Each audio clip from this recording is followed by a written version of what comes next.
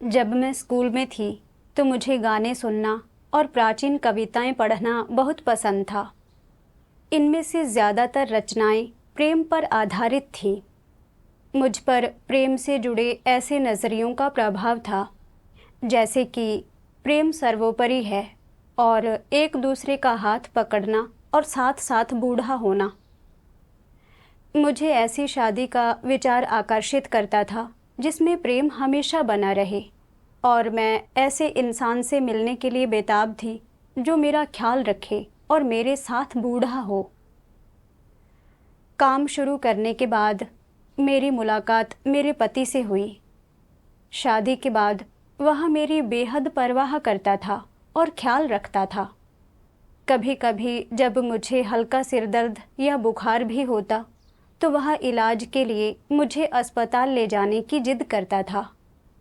जब हम सड़क पर चलते थे तो वह हमेशा मुझे अपनी दाहिनी ओर चलने को कहता, क्योंकि उसे डर रहता था कि कहीं कोई गाड़ी मुझे टक्कर ना मार दे।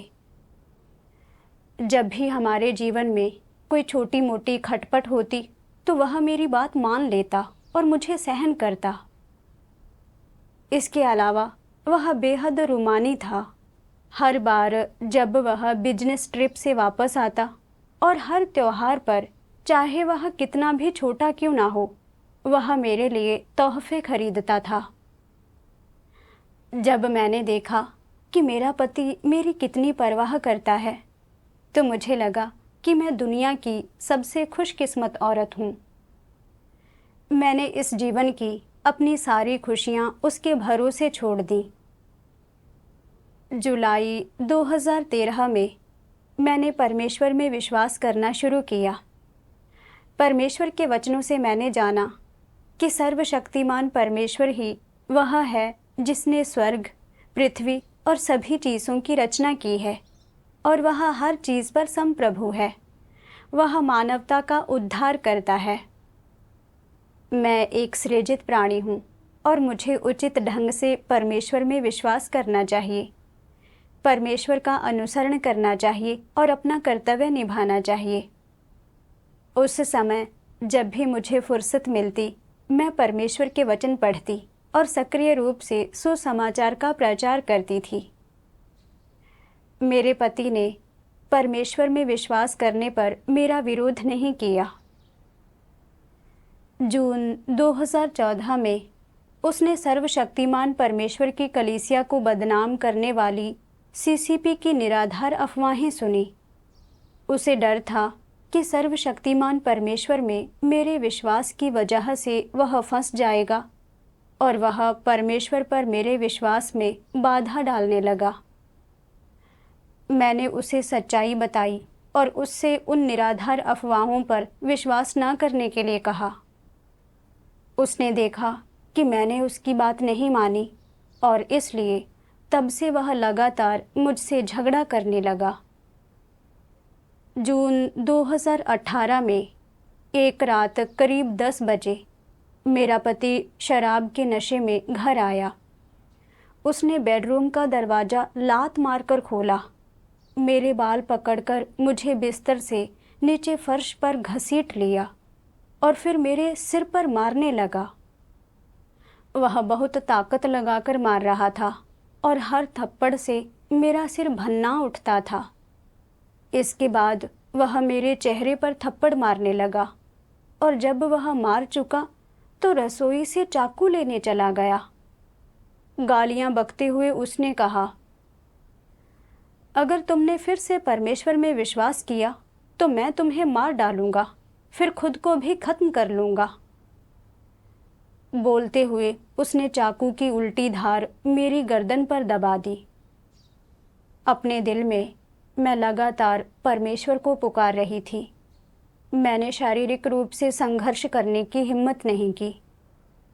जब एक अरसा बीतता हुआ सा लगा, तब उसने चाकू नीचे रखा।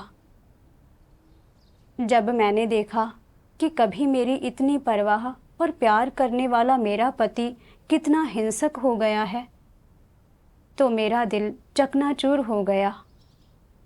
अगले दिन उसने मुझसे माफ़ी मांगी और मुझसे क्षमा करने को कहा। मैंने मन ही मन सोचा, हमारी शादी को कई साल हो गए हैं और वह हमेशा मेरे साथ अच्छा रहा है। इस बार शायद इसलिए ऐसा हुआ क्योंकि वह नशे और आवेश में था, इसलिए मैंने उसे माफ़ कर दिया। हालांकि तब से मैं सभा करते और अपना कर्तव्य निभाते हुए बाधित महसूस करने लगी। हर बार जब मैं सभा से वापस आती और देखती कि मेरा पति बाहर है तो मैं राहत की सांस लेती। अगर वह त्योरी चढ़ाए घर पर ही होता तो मैं आगे बढ़कर उससे बात करती या उससे पूछती कि वह क्या खाना चाहता है और खाना बनाने के लिए जल्दी से रसोई में जाती। मैं पहले की तुलना में उसका और भी ज़्यादा ख्याल रखती। जून 2019 में मुझे कलीसिया में अगुआ चुना गया। जब मैंने यह खबर सुनी तो मैं बहुत खुश हुई और सोचा कि एक अगुआ के रूप में मुझे प्रशिक्षण पाने और जीवन में तेज़ी से प्रगति करने के कई अवसर मिलेंगे। हालांकि मैं आशंकाओं से भी भरी हुई थी। पहले जब मैं सभाओं में जाती थी तो मेरा पति हमेशा मुझे नाराज़गी भरी नज़रों से देखता था या शिकायत करता था। अगुवाओं के पास करने के लिए ज़्यादा काम होता है और मुझे अक्सर सभाओं के लिए बाहर जाना पड़ेगा। क्या वह मुझे रोकने की और भी ज़्यादा कोशिश करेगा? अगर ऐसा हुआ तो हमारा जीवन फिर कभी सामंजस्यपूर्ण नहीं रहेगा। एक तरफ मेरा कर्तव्य, दूसरी तरफ मेरी शादी। मैं उलझन में थी। मैंने खोज करते हुए परमेश्वर से प्रार्थना की और परमेश्वर के वचनों के बारे में सोचा। अगर तुम सुसमाचार कार्य को फैलाने में महत्वपूर्ण भूमिका निभाते हो और परमेश्वर की अनुमति के बिना अपना पद छोड़ देते हो, भगौड़े बन जाते हो, तो इससे बड़ा कोई अपराध नहीं है। क्या यह परमेश्वर से विश्वासघात नहीं है? अगर मैंने अपनी शादी कायम रखने के लिए अपने कर्तव्य से इनकार किया तो यह एक गंभीर अपराध होगा। मैं एक सृजित प्राणी हूँ और अपना कर्तव्य निभाना मेरी जिम्मेदारी और मेरा दायित्व है। मैं अपना छोटा सा शांत जीवन जीने के लिए अपना कर्तव्य निभाना बंद नहीं कर सकती। इसलिए मैंने अगुआ का कर्तव्य स्वीकार कर लिया। उस समय ऐसा हुआ कि मेरा पति छुट्टी पर था। वह मुझे हर दिन जल्दी जाते और देर से आते देखता और हर दूसरे तीसरे दिन मुझसे झगड़ा करता। कई बार वह मुझे दरवाजे पर ही रोक देता था और सभाओं में नहीं जाने देता था। उसने यहाँ तक कहा कि मैं ना तो हमारे परिवार का ख्याल रख रही हूँ, ना ही उसका, और अगर मैं परमेश्वर में विश्वास करती रही तो वह मुझे तलाक दे देगा। तब मेरे मुंह से ये शब्द निकल गए, ठीक है तो मुझे तलाक दे दो। लेकिन अंदर से मैं कमज़ोर महसूस कर रही थी। मैंने सोचा, अगर मेरे पति ने सचमुच मुझे तलाक दे दिया तो उसके बाद मेरा जीवन कैसा होगा? जैसे ही मैंने तलाक के बारे में सोचा, मुझे लगा कि इसके बाद मेरे जीवन में नाम मात्र की भी खुशी नहीं बचेगी। मेरे दिल में इतना दर्द हो रहा था जैसे उस पर चाकू से वार किया जा रहा हो। मैं अब अपना कर्तव्य निभाने के लिए हर दिन बाहर नहीं जाना चाहती थी। हालांकि मैं कलीसिया में एक अगुआ थी और कलीसिया के समग्र कार्य की जिम्मेदारी मुझ पर थी। अगर मैंने अपना कर्तव्य त्याग दिया तो यह सच में मुझ में अंतरात्मा का ना होना होगा। मुझे बस हिम्मत जुटानी थी और डटे रहना था। सभाओं में मैं बस खाना पूर्ति करती, पूछती कि क्या किसी की अवस्था गलत है और काम के बारे में थोड़ी जानकारी लेती। मैं थोड़ी बहुत साधारण संगति करती, लेकिन नतीजों की तलाश नहीं करती थी। कभी कभी काम का कार्यान्वयन पूरा नहीं होता था, लेकिन जैसे ही मैं देखती कि सभा खत्म करने का समय हो गया है, मैं जल्दी से घर भाग जाती। नतीजतन मेरे भाई बहनों की समस्याएं और मुश्किलें समय पर हल नहीं हुई और कुछ काम समय पर कार्यान्वित नहीं किए जा सके।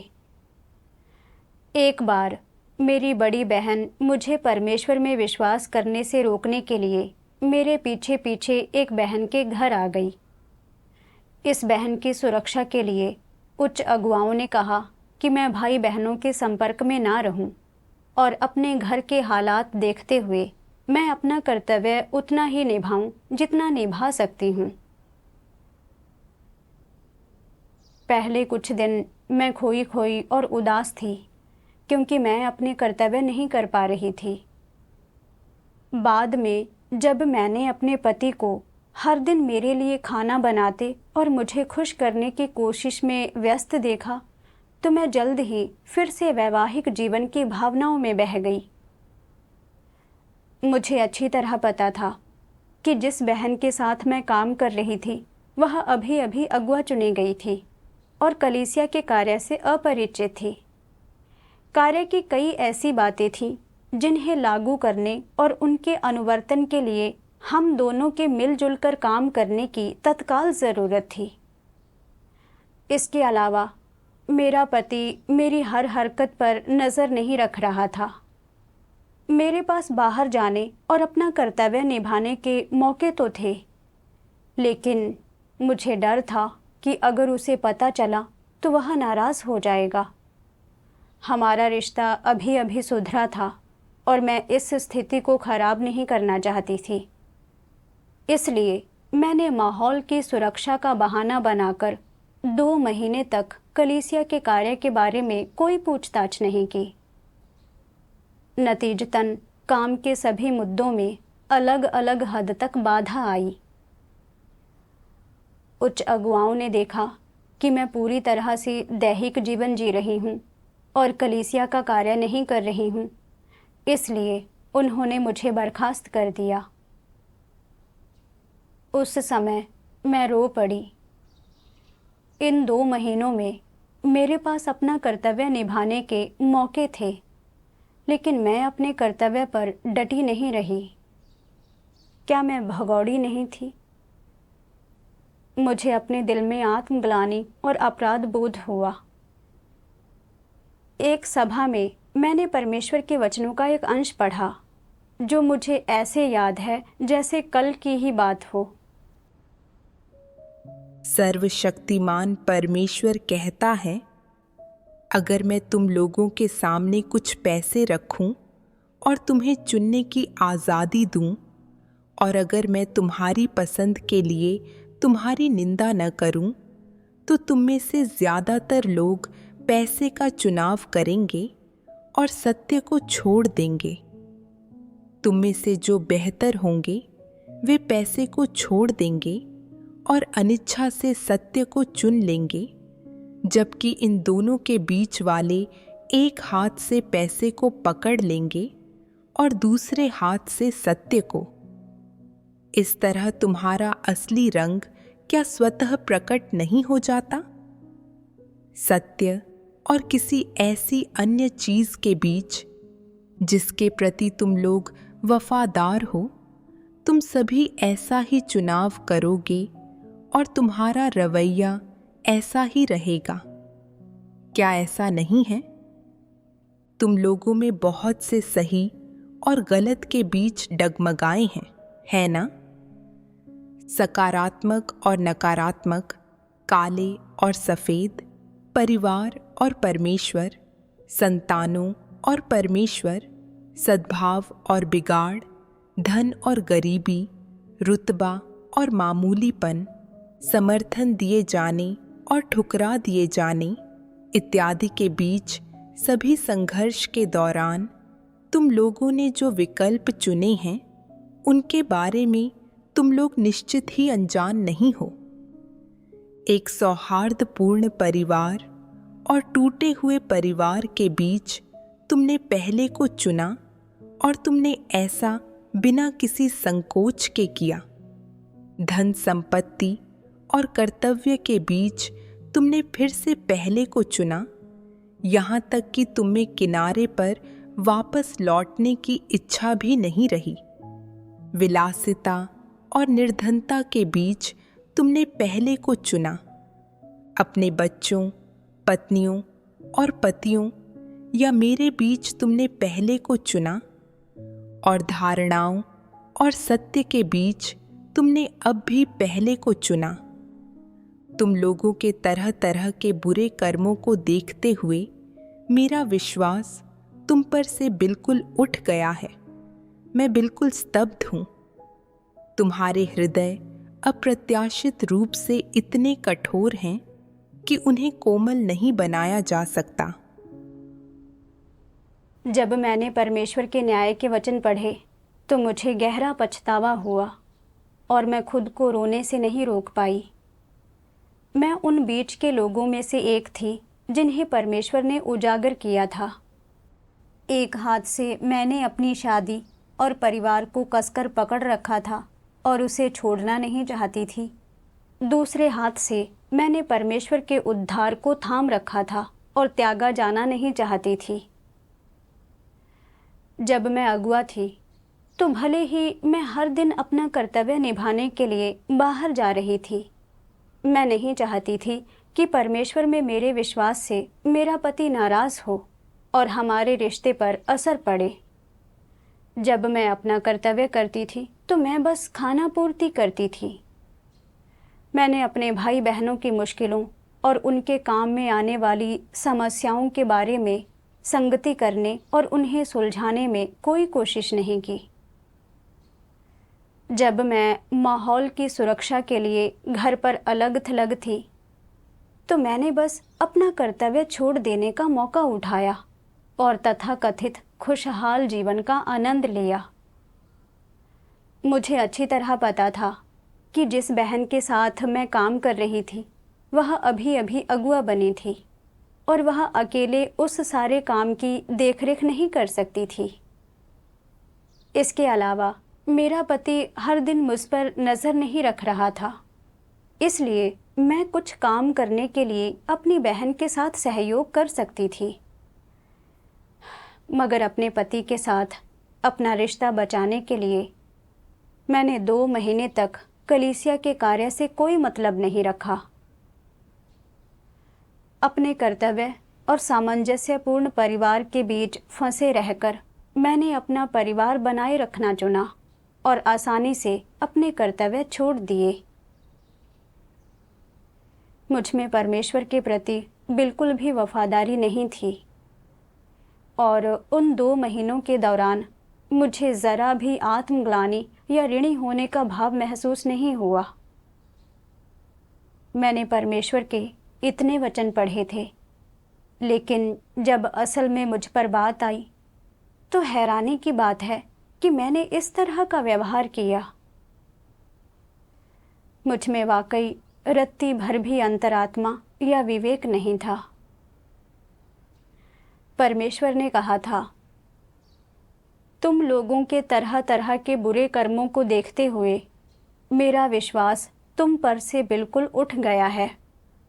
मैं बिल्कुल स्तब्ध हूँ। तुम्हारे हृदय अप्रत्याशित रूप से इतने कठोर हैं कि उन्हें कोमल नहीं बनाया जा सकता। कलीसिया में एक अगुआ के तौर पर मुझ पर भारी जिम्मेदारी थी। मुझे कलीसिया में कार्य के विभिन्न मदों की सामान्य प्रगति सुनिश्चित करने की जिम्मेदारी लेनी चाहिए थी और मुझे सत्य समझने और अपना कर्तव्य अच्छे से निभाने में अपने भाई बहनों का समर्थन और मदद करनी चाहिए थी। लेकिन इसके बजाय मैंने इस बात की परवाह नहीं की कि मेरे भाई बहनों का जीवन प्रवेश प्रभावित हो रहा है या कलीसिया के कार्य को नुकसान पहुंच रहा है। मैंने केवल अपनी शादी और परिवार को बनाए रखने के बारे में सोचा और लापरवाही से अपना कर्तव्य छोड़ दिया। मैं वाकई बहुत स्वार्थी और नीच थी। मैं भरोसे के लायक इंसान नहीं थी। बर्खास्त किए जाने के लिए मैं खुद ही जिम्मेदार थी। मुझे बहुत पछतावा हुआ और मैंने मन ही मन संकल्प किया कि मैं अब अपनी शादी और परिवार को बनाए रखने की खातिर अपना कर्तव्य नहीं छोड़ूंगी। बाद में मैंने फिर से कलीसिया में कर्तव्य निभाना शुरू कर दिया और मेरे पति ने मुझे परमेश्वर में विश्वास छोड़ने पर मजबूर करने के लिए प्यार और दबाव दोनों का इस्तेमाल किया। जब उसने देखा कि मैं नहीं सुनती तो वह मुझे धमकाने के लिए हर एक दिन तलाक की बात करने लगा। मैंने परमेश्वर से प्रार्थना की और मुझे आस्था और ताकत देने की विनती की। इस तरह मैं हमेशा सभाओं में जाने और अपना कर्तव्य निभाने पर डटी रही। धीरे धीरे मेरे पति ने मुझ पर इतनी सख्ती से नियंत्रण करना बंद कर दिया। बस यह मांग करता था कि मैं हर दिन घर आऊं। जुलाई 2023 में अगुवाओं ने मेरे लिए एक कर्तव्य की व्यवस्था की। चूंकि काम में बहुत सारे मामले शामिल थे, इसलिए मैं हर 2 हफ्ते में सिर्फ एक बार ही घर आ पाती। मुझे थोड़ा बाधित महसूस हुआ।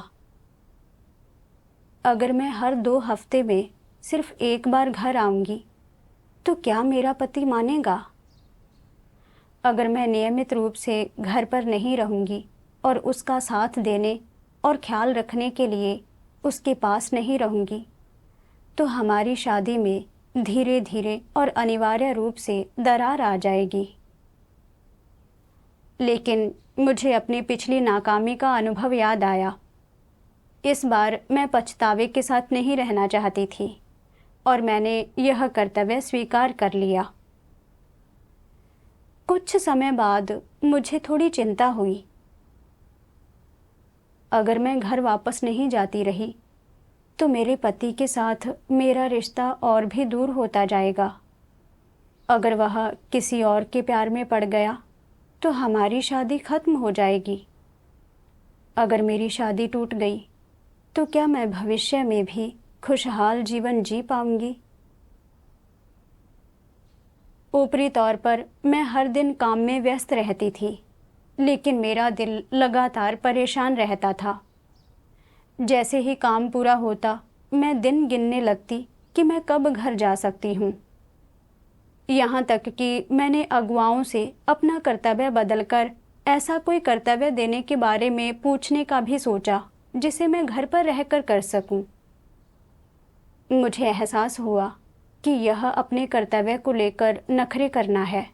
यह उचित नहीं था, इसलिए मैंने इसके बारे में बात नहीं की।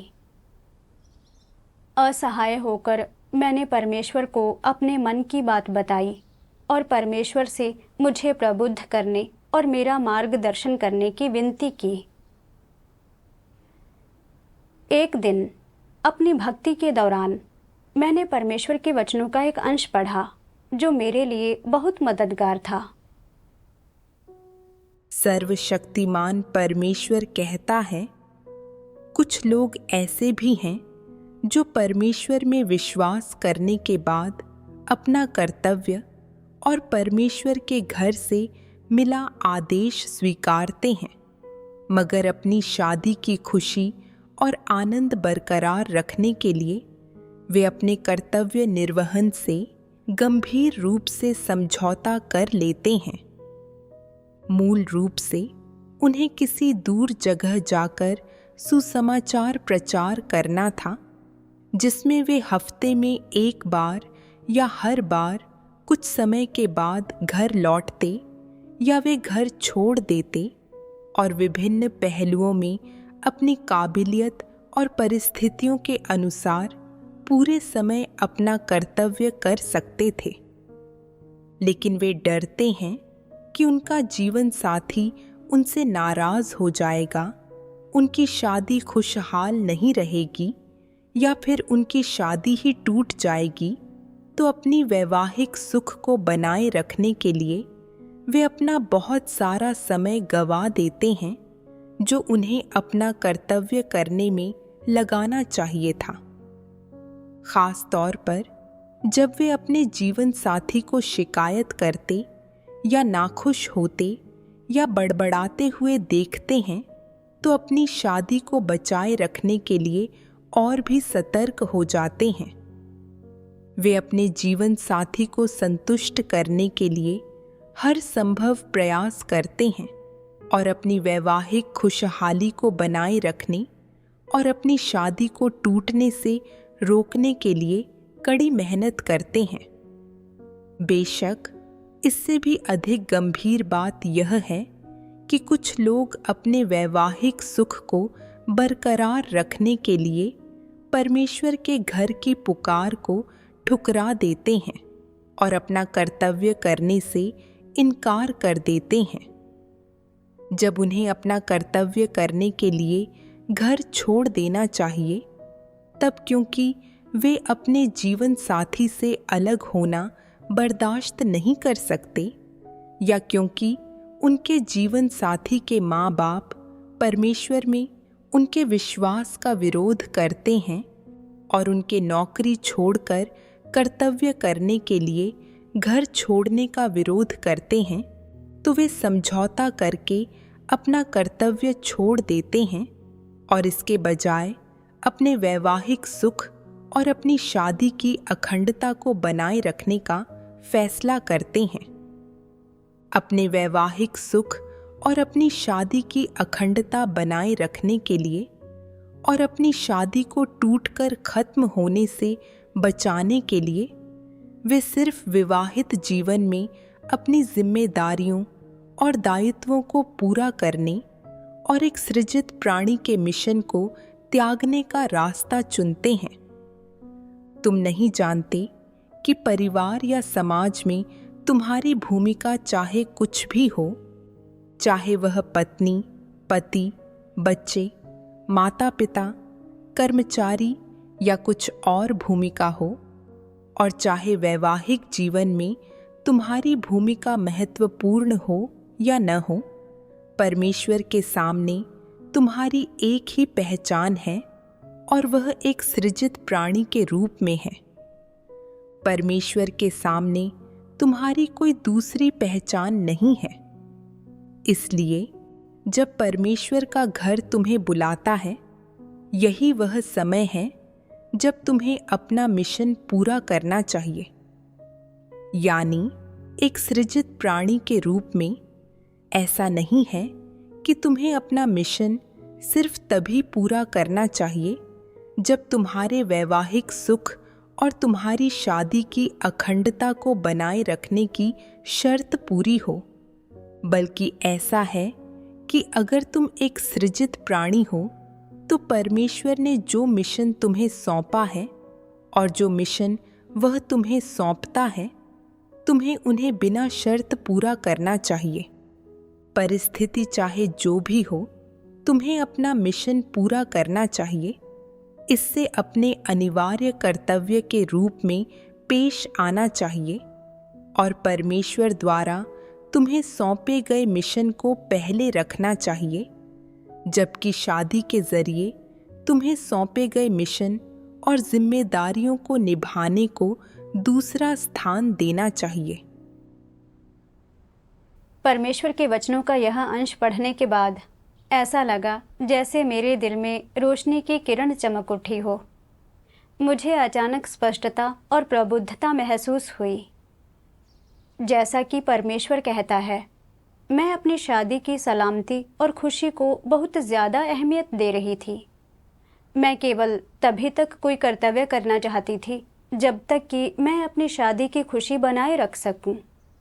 जैसे ही इससे मेरी शादी पर असर पड़ता, मैं शांत दिल से अपना कर्तव्य नहीं कर पाती थी और यहाँ तक कि अपनी शादी बचाने के लिए अपना कर्तव्य छोड़ना चाहती थी।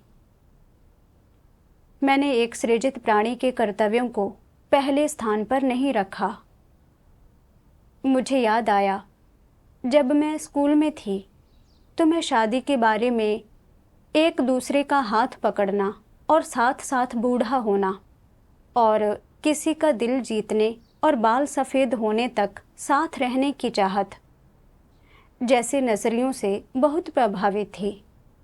मैं हमेशा अपने ऐसे जीवन साथी से मिलना चाहती थी जो मेरे साथ सच्चे दिल से पेश आए, मेरे प्रति विचारशील हो, मेरा ख्याल रखे और जीवन भर मेरा साथ निभाए। शादी होने के बाद मैंने अपनी शादी को सबसे महत्वपूर्ण चीज़ माना और हमेशा इसे बनाए रखने की कोशिश की। मेरे परमेश्वर में विश्वास करने के बाद मेरे पति ने निराधार अफवाहें सुनी और मुझे रोकने की कोशिश की।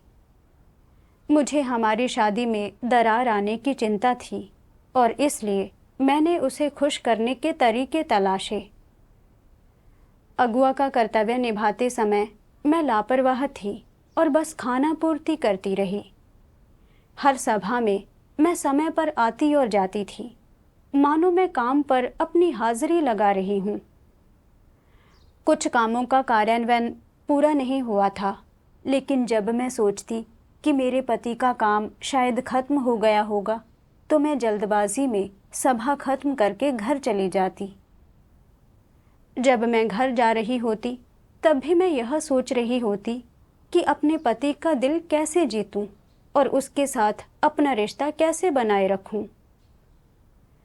जिन 2 महीनों में मैं माहौल की सुरक्षा के लिए घर पर थी, मैं कुछ कर्तव्य निभा सकती थी, मगर पति के साथ अपना रिश्ता बनाए रखने के लिए मैंने कलीसिया के कार्य को पूरी तरह से नज़रअंदाज कर दिया। इससे न केवल मेरे भाई बहनों के जीवन प्रवेश में देरी हुई, बल्कि कलीसिया के कार्य को भी नुकसान पहुंचा।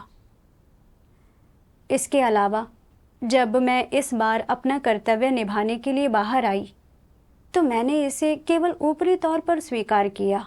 मैंने इसे पूरे दिल से नहीं किया। जैसे ही मुझे खाली समय मिलता, मैं हिसाब लगाने लगती कि मैं कब घर जाऊंगी। यहाँ तक कि मैंने अपना कर्तव्य बदलने के बारे में भी सोचा, ताकि मैं हर दिन घर पर रह सकूं।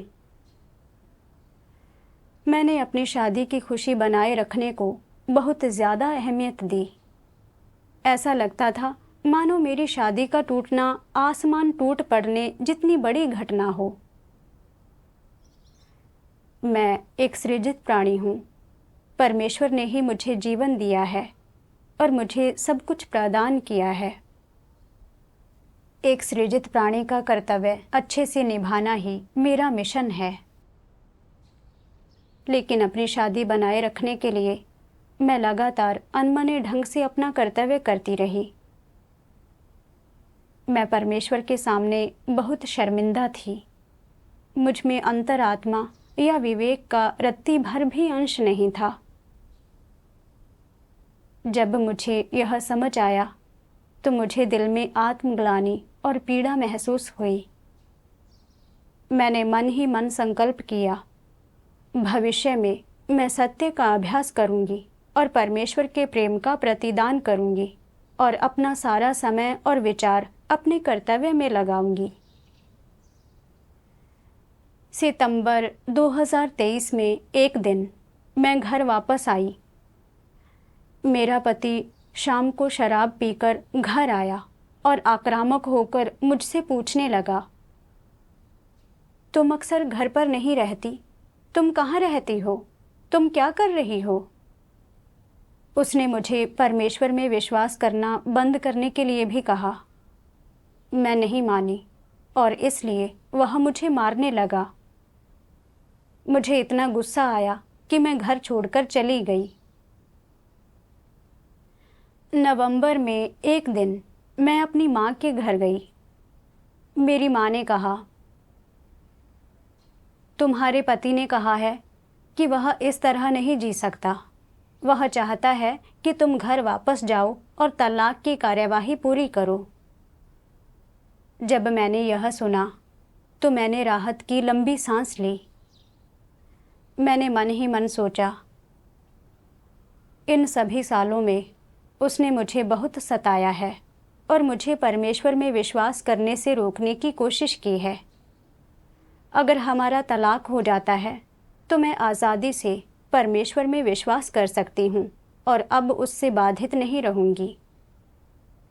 लेकिन जब मैं दरवाजे से बाहर निकली और मैंने सड़क पर शादीशुदा जोड़ों को टहलते हुए देखा, तो मैंने सोचा कि मेरी उससे शादी हुए 20 साल हो गए हैं।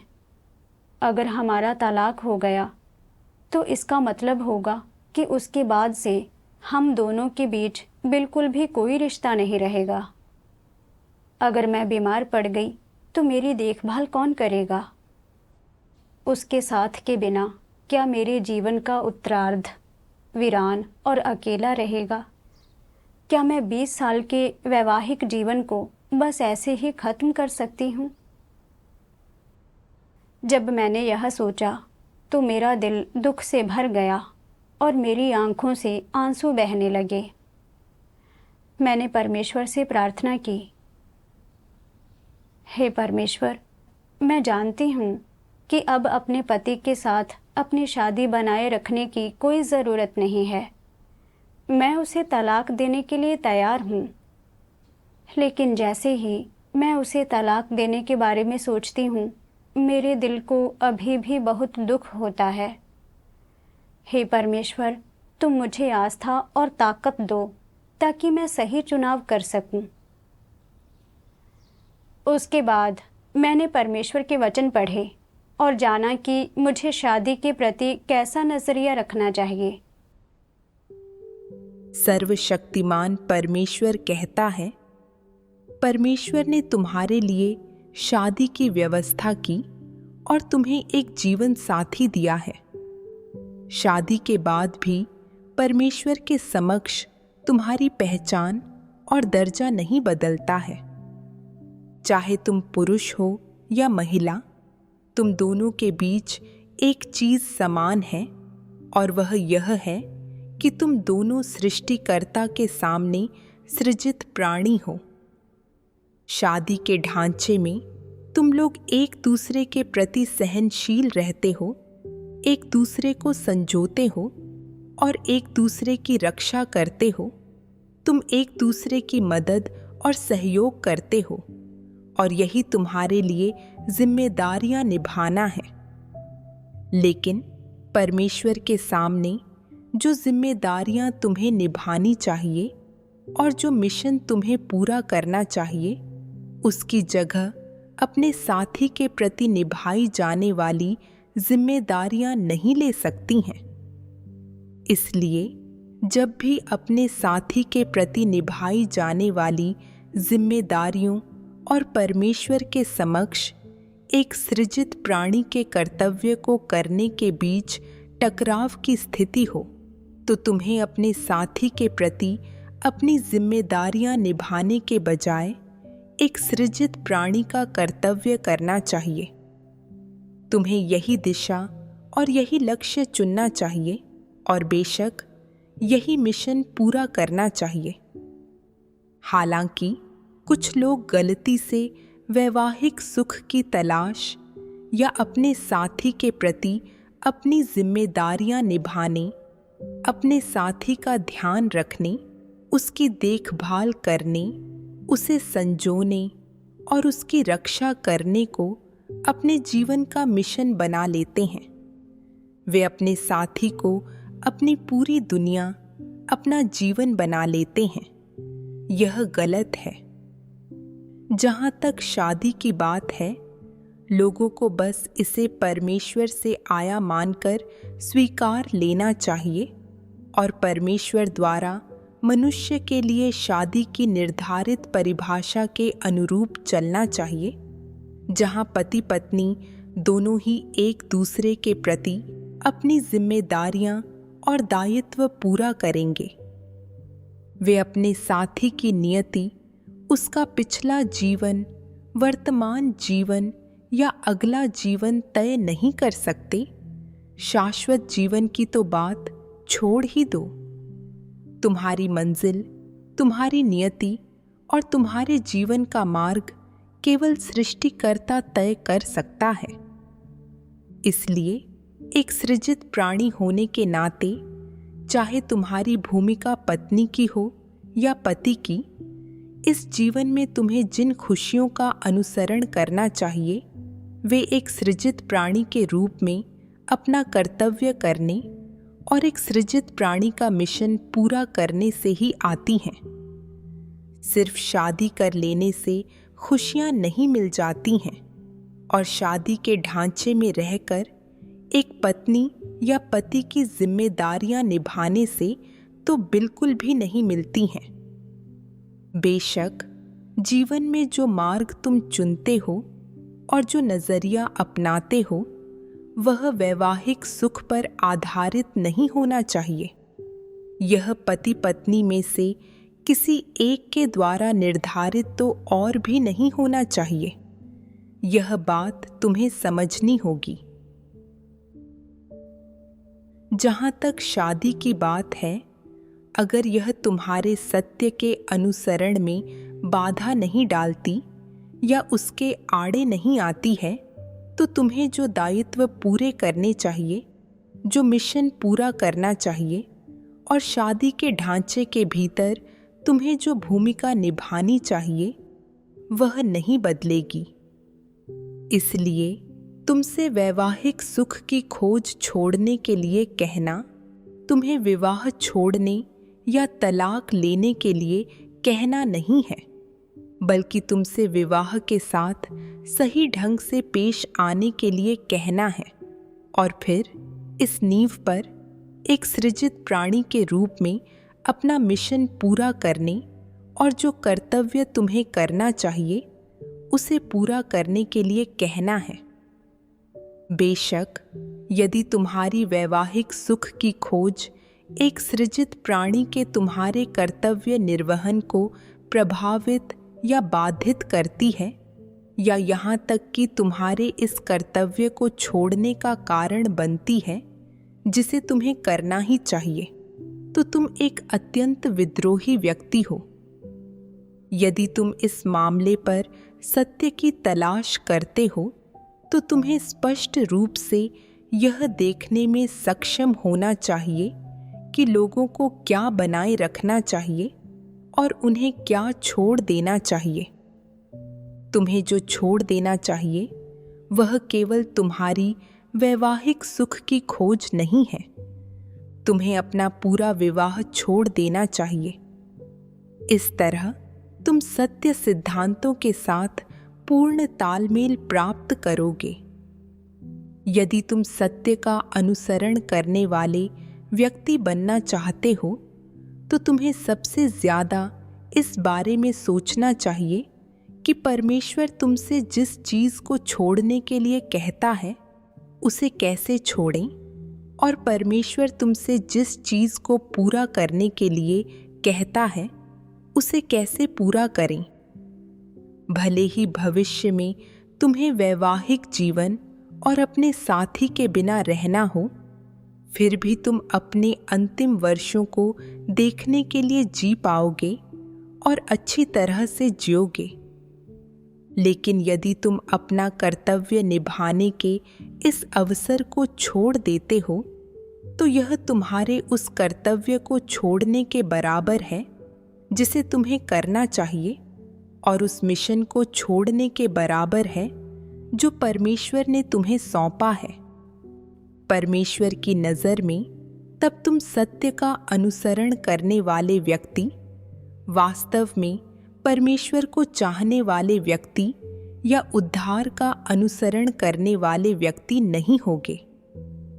यदि तुम सक्रिय रूप से उद्धार प्राप्त करने के अपने अवसर और अधिकार को छोड़ देते हो, अपने मिशन को छोड़ देते हो और इसके बजाय तुम वैवाहिक जीवन को चुनते हो, अपने जीवन साथी के साथ रहने का विकल्प चुनते हो, उसका साथ देने और उसे संतुष्ट करने का विकल्प चुनते हो और अपने वैवाहिक संबंध को अक्षुण्ण रखने का विकल्प चुनते हो, तो अंत में तुम कुछ प्राप्त करते हुए निश्चित रूप से कुछ खोओगे।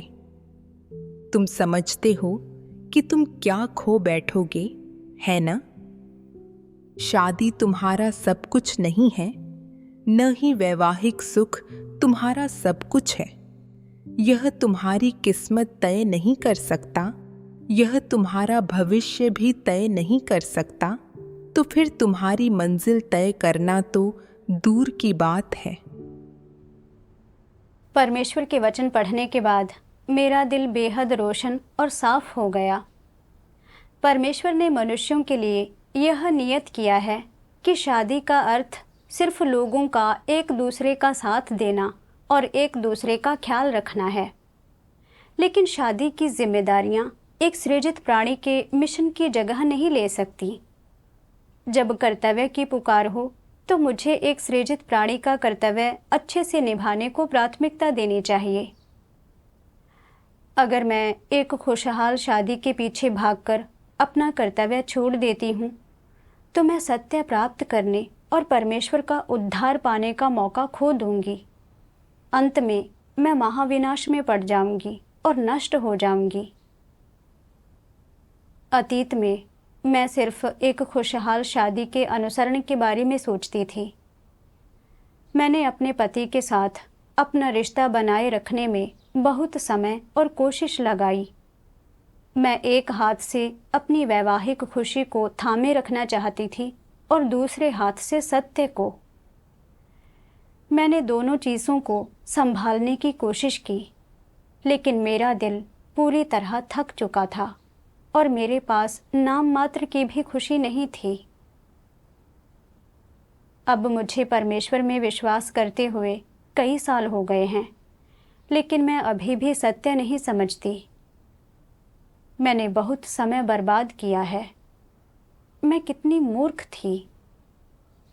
मुझे यह भी एहसास हुआ कि परमेश्वर में विश्वास करना बिल्कुल स्वाभाविक और उचित है।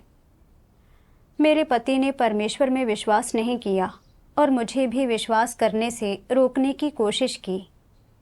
जैसे ही मैं परमेश्वर में विश्वास करने से जुड़ी किसी बात का जिक्र करती, वह मुझ पर गुस्सा हो जाता, मुझे डांटता, मुझे मारता पीटता और मुझे कोसता। वह मुझे परमेश्वर में विश्वास छोड़ने पर मजबूर करने के लिए अक्सर तलाक की धमकी देता था। यह स्पष्ट है कि उसका सार एक ऐसे राक्षस का है जो सत्य से और परमेश्वर से घृणा करता है। जैसा कि परमेश्वर कहता है, विश्वासी और अविश्वासी अंतर्निहित रूप से एक दूसरे के प्रति सुसंगत नहीं हैं, बल्कि वे परस्पर विरोधी हैं।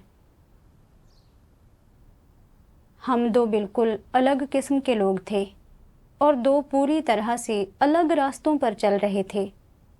हमारे लिए हाथ में हाथ डालकर साथ बूढ़ा होने का कोई रास्ता ही नहीं था। लेकिन मैं फिर भी मूर्खतावश इस शादी को बड़ी सावधानी से बनाए हुए थी। क्या यह आंख मूंदकर एक राक्षस के पीछे चलना नहीं था? मैं कितनी भ्रमित और मूर्ख थी। अपने पति के साथ अपना रिश्ता बनाए रखने का नतीजा सिर्फ यह होता कि मैं परमेश्वर से दूर हो जाती, परमेश्वर से विश्वासघात करती और उद्धार पाने का अपना मौका खो देती। प्रेम के गलत नज़रिए के साथ जीते हुए मैंने एक खुशहाल शादी के पीछे भागने को ही अपना मिशन मान लिया था। मैं अपने पति के सार का भेद पहचानने के लिए तैयार नहीं थी। अगर तथ्यों का प्रकाशन ना होता और परमेश्वर के वचनों की प्रबुद्धता और मार्गदर्शन ना होता, तो मैं अभी भी इसकी असलियत नहीं जान पाती। मैं वाकई कितनी अंधी और अज्ञानी थी। मैं इन गलत विचारों और नज़रियों के साथ जीती नहीं रह सकती थी। भले ही मेरा पति मुझे तलाक देना चाहता हो, फिर भी मुझे एक सृजित प्राणी का कर्तव्य निभाना था। यही मेरा असली मिशन है। अपनी भक्ति के दौरान मैंने परमेश्वर के वचनों का एक भजन सुना। परमेश्वर को अपने हृदय में आने दो। जब तुम अपना हृदय परमेश्वर के लिए खोलते हो, तभी वह इसमें प्रवेश कर सकता है। जब परमेश्वर तुम्हारे हृदय में प्रवेश कर चुका होता है, तुम केवल तभी वह देख सकते हो जो परमेश्वर के पास है और जो वह स्वयं है, और तुम्हारे लिए उसके इरादे देख सकते हो। उस समय तुम्हें पता चलेगा कि परमेश्वर से संबंधित हर चीज़ कितनी बहुमूल्य है कि जो उसके पास है और जो वह स्वयं है कितना संजोकर रखने लायक है। उसकी तुलना में लोग, घटनाएं और तुम्हारे आसपास की चीज़ें, यहाँ तक कि तुम्हारे प्रियजन, तुम्हारा जीवन साथी और वे चीज़ें जिनसे तुम प्रेम करते हो, तुम्हारे लिए इतनी अनुलेखनीय हैं, इतनी तुच्छ हैं और इतनी निम्न हैं। तुम महसूस करोगे कि कोई भी भौतिक पदार्थ फिर कभी तुम्हें आकर्षित करने में सक्षम नहीं होगा या अपने लिए तुमसे फिर से कोई कीमत नहीं चुकवा सकेगा। परमेश्वर की विनम्रता में तुम उसकी महानता और उसकी सर्वोच्चता देखोगे। खासकर परमेश्वर के किसी कर्म में जिसे तुम पहले काफ़ी छोटा समझते थे, तुम उसकी असीमित बुद्धि और उसकी सहनशीलता देखोगे। साथ ही उसका धैर्य, सहनशीलता और तुम्हारे प्रति दिखाई समझ देखोगे। यह तुम में उसके लिए श्रद्धा उत्पन्न करेगा। उस दिन तुम्हें लगेगा कि मानव जाति कितने गंदे संसार में रह रही है, और वह चाहे तुम्हारे बगल के लोग हों या तुम्हारे आसपास घटित होने वाली घटनाएं, या फिर वे हों जिनसे तुम प्रेम करते हो, तुम्हारे प्रति उनका प्रेम और तुम्हारे लिए उनकी तथाकथित सुरक्षा या उनकी चिंता हो, इसमें से कुछ भी उल्लेखनीय नहीं है। केवल परमेश्वर ही तुम्हारा प्रियतम है और तुम्हारा सबसे मूल्यवान खजाना है। परमेश्वर का प्रेम बहुत महान है और उसका सार बहुत पवित्र है। परमेश्वर में कोई कपटीपन नहीं है, कोई बुराई नहीं है, कोई ईर्ष्या नहीं है और कोई कलह नहीं है, बल्कि केवल धार्मिकता और प्रामाणिकता है। परमेश्वर के पास जो है और वह जो है, उस सब के लिए मनुष्यों को लालायित रहना चाहिए और मनुष्यों को उस सब का अनुसरण भी करना चाहिए और उस सब की आकांक्षा करनी चाहिए। यह भजन सुनकर मेरा दिल भर आया। लोगों के बीच का प्रेम आपसी लेन देन की बुनियाद पर टिका होता है। जब मैं अपने पति का साथ देती थी और उसका और बच्चों का ख्याल रखती थी, तो वह मेरे साथ अच्छा व्यवहार करता था। जब मैं पूरे समय उसका ख्याल नहीं रख सकी, तो वह गुस्सा होने लगा और तलाक चाहने लगा, क्योंकि उसे मुझसे कोई फ़ायदा नहीं मिल रहा था। उन सालों में एक बार मैंने अपनी शादी की खुशी बनाए रखने के लिए अपना कर्तव्य एक तरफ रख दिया था और परमेश्वर को धोखा दिया था। मगर परमेश्वर मेरे कार्यकलापों के अनुसार मेरे साथ पेश नहीं आया। परमेश्वर ने फिर भी मुझ पर दया और अनुग्रह दिखाया और मुझे प्रबुद्ध करने के लिए अपने वचनों का इस्तेमाल किया, ताकि मैं शैतान की चालों को देख सकूं। उसने मुझे शादी के प्रति मेरे गलत नज़रियों से बाहर निकाला, ताकि मुझे शैतान द्वारा और नुकसान ना पहुंचाया जाए। मुझे एहसास हुआ कि केवल परमेश्वर ही लोगों से सबसे ज़्यादा प्यार करता है और केवल परमेश्वर का प्रेम ही सच्चा और पवित्र है। बाद में जब मैं अपने पति को तलाक देने के लिए तैयार हो गई, तो मेरा पति अब ऐसा नहीं चाहता था। उसने यहाँ तक कहा कि अगर मैं घर वापस आ जाती हूँ, वह मेरे साथ पहले जैसा अच्छा व्यवहार करेगा और मुझे अब परमेश्वर में विश्वास करने से रोकने की कोशिश नहीं करेगा। मैंने सोचा कि कैसे मेरे पति ने मुझे परमेश्वर में विश्वास छोड़ने पर मजबूर करने के लिए धमकियों, हिंसा और गालियों का इस्तेमाल किया था। जब उसने देखा कि वे चालें काम नहीं आईं, तो उसने मुझे बहकाने के लिए मीठी मीठी बातों का इस्तेमाल किया। चाहे उसकी चालें कैसे भी बदल जाएं, उसका सार अभी भी एक दानव का है। परमेश्वर का दुश्मन होने का उसका सार कभी नहीं बदलेगा। उसने 1 दशक तक मुझे परमेश्वर में विश्वास करने से रोकने की कोशिश की थी। अगर वह बदलने के काबिल होता तो वह बहुत पहले ही बदल गया होता।